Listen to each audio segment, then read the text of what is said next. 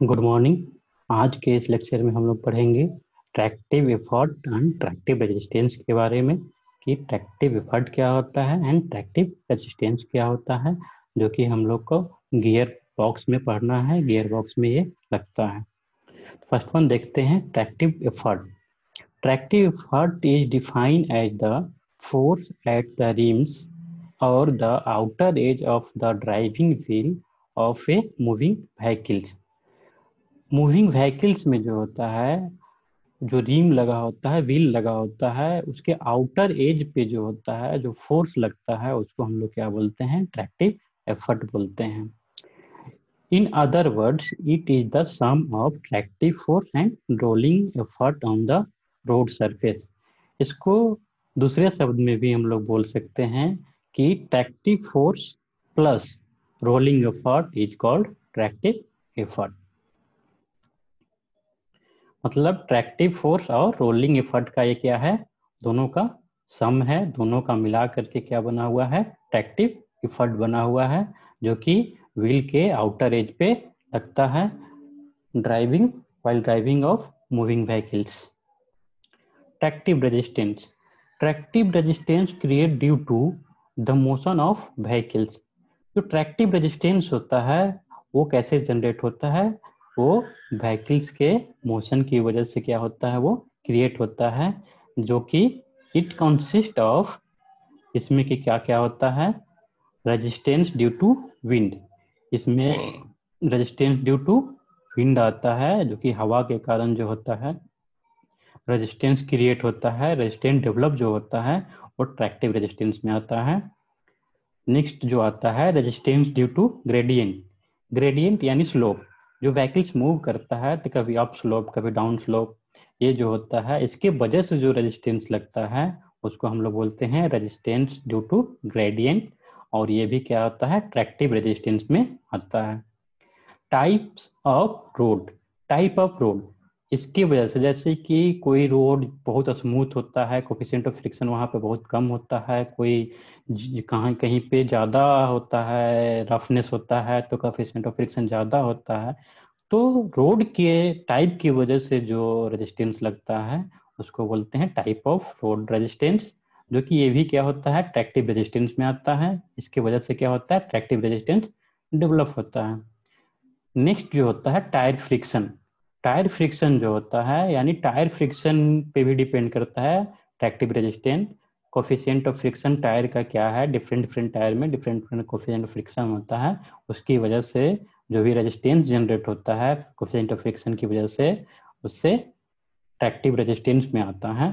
तो टोटल जो है ये ट्रैक्टिव रेजिस्टेंस जो होता है इन सब चीज़ों की वजह से होता है।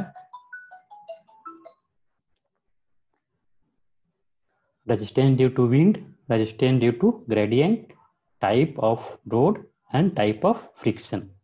नेक्स्ट स्लाइड में जो हम लोग देखेंगे tractive effort and tractive resistance का ग्राफ देखेंगे। ट्रैक्टिव रेजिस्टेंस का ग्राफ देखेंगे हम लोग स्पीड के बीच में, और ट्रैक्टिव एफर्ट का ग्राफ जो देखेंगे हम लोग गियर के बीच में देखेंगे कि कौन से गियर के लिए ट्रैक्टिव एफर्ट कितना लगेगा।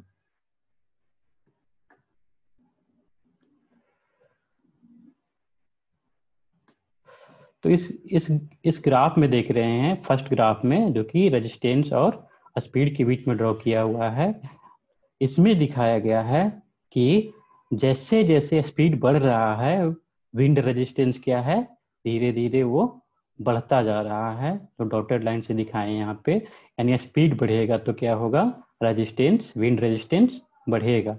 जितना ज़्यादा स्पीड होगा उतना ही विंड रेजिस्टेंस बढ़ते जाएगा। नेक्स्ट जो रेजिस्टेंस दिखाया गया है वो ग्रेडियंट रेजिस्टेंस दिखाया गया है, यानी कि स्लोप रेजिस्टेंस दिखाया गया है। तो अगर जिस स्लोप में हम चल रहे हैं, ये स्लोप फिक्स है, कोई भी रोड का स्लोप फिक्स है, तो क्या होगा? ग्रेडियंट रेजिस्टेंस कांस्टेंट लगेगा उस पर, क्योंकि फिक्स्ड स्लोप के लिए ग्रेडियंट रेजिस्टेंस क्या होगा? फिक्स्ड होगा। नेक्स्ट है मिसलेनियस रेजिस्टेंस। तो मिसलेनियस रेजिस्टेंस भी क्या होगा? हमेशा कांस्टेंट लगेगा, जो कि क्या होगा? टायर का रेजिस्टेंस हो जाएगा और रोड का रेजिस्टेंस हो जाएगा। ये सब क्या में आएगा? मिसलेनियस रेजिस्टेंस में आएगा। नेक्स्ट जो है वो है टोटल रेजिस्टेंस, जो कि ये सारे रेजिस्टेंस का सम है, जो जिसको हम लोग बोलेंगे टोटल रेजिस्टेंस, वो हमेशा क्या होगा, बढ़ते जाएगा। जैसे जैसे स्पीड बढ़ेगा वैसे वैसे क्या होगा, वो बढ़ते जाएगा। तो हमेशा क्या होगा, स्पीड बढ़ेगा तो क्या होगा, टोटल रेजिस्टेंस क्या होगा, वो बढ़ते जाएगा। एक चीज इसमें नोटिस कर सकते हैं हम लोग कि जो स्पीड 0 है तो भी क्या है, टोटल रेजिस्टेंस कुछ ना कुछ वहां पे है। यानी कि हम लोग को इसी वजह से कि स्टैटिक कंडीशन में जो भी कोई भी व्हीकल्स होता है तो उसको स्टार्ट करके आगे बढ़ाने के लिए सबसे ज़्यादा पावर की जरूरत पड़ती है, क्योंकि क्या होता है, ऑलरेडी वहाँ पे रेजिस्टेंस लग रहा होता है, जो कि ये दिख रहा है इस पॉइंट पे, 0 स्पीड पे भी क्या है, टोटल रेजिस्टेंस है। तो उस रेजिस्टेंस को मिनिमाइज करने के लिए क्या होगा, वहाँ पे ज़्यादा पावर की जरूरत पड़ती है। इसीलिए कभी भी हम लोग व्हीकल्स स्टार्ट करते हैं तो क्या करते हैं, सबसे पहले फर्स्ट गियर लगा करके गाड़ी को आगे बढ़ाते हैं, देन हम लोग गियर चेंज करते हैं स्पीड के अनुसार। क्योंकि फर्स्ट गियर जो होता है सबसे बड़ा गियर होता है, और इस गियर से सबसे ज़्यादा टॉर्क प्रोड्यूस होता है। तो उस समय हमको सबसे ज़्यादा पावर मिलता है, जो कि हमें सबसे ज़्यादा पावर की ज़रूरत पड़ती है उस समय स्टैटिक कंडीशन से जस्ट मूविंग कंडीशन में आने के लिए। तो ये ग्राफ देख लिए हम लोग रेजिस्टेंस एंड स्पीड के बीच में। नेक्स्ट जो ग्राफ है, जो है ट्रैक्टिव एफर्ट एंड गियर के बीच में, नंबर ऑफ गियर के बीच में। तो इस ग्राफ में शो हो रहा है कि ट्रैक्टिव एफर्ट जो होता है सबसे ज्यादा जो होता है वो फर्स्ट गियर में लगता है।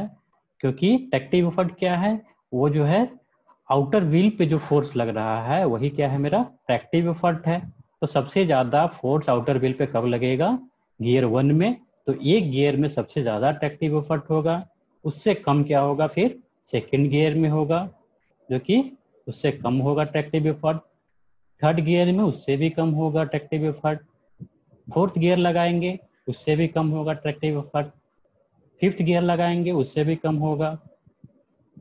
तो जैसे जैसे हम लोग गियर बढ़ाएंगे, नंबर ऑफ गियर बढ़ाएंगे, वैसे वैसे क्या होगा, मेरा ट्रैक्टिव एफर्ट घटेगा।